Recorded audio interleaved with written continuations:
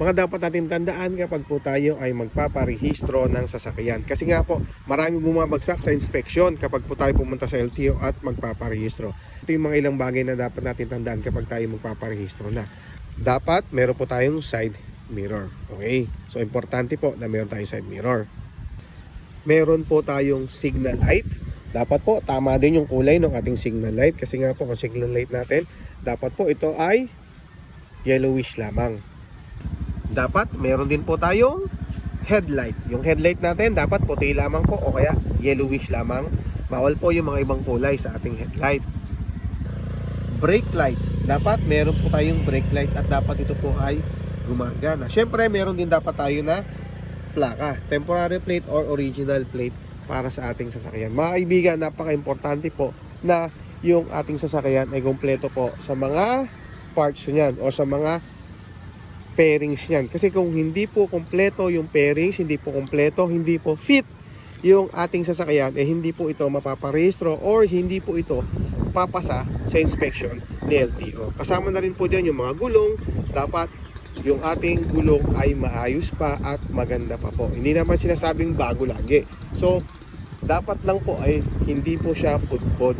Okay? Lagi nyo tatandaan yan.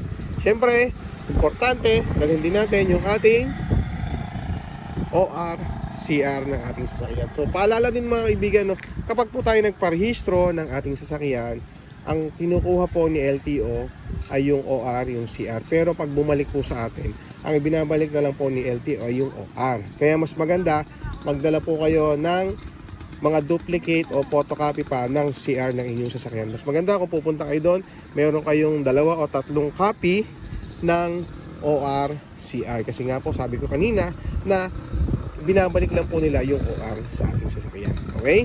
So, importante din, pat muna dumaan kayo sa inspection, sa emission testing, at doon po sa rehistro.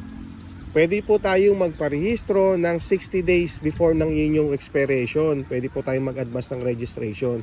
Same lang din naman next year yung renewal ninyo. Kung anong pa rin ang nakalagay doon sa plaka niyo, yun pa rin po ang renewal ninyo kahit nag-advance po tayo ng renewal. Okay? So tandaan niyo po yung mga ibig. At paano ba tayo magpaparehistro sa mga nagtatanong naman o sa mga bago pa lang na nagmumotor?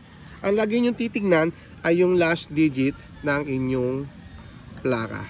Last digit o last number ng inyong plaka. Kung ito ay 0, ito po ay sa buwan na to ay October. So ibig sabihin tuwing October po tayo magpaparehistro ng ating sasakyan. Ngayon naman, kung wala pa kayong plaka, tignan nyo po yung CR kung ano po yung nakalagay doon sa CR. Or kung lagi naman kayo nagpaparehistro, tignan nyo din po yung sa inyong OR.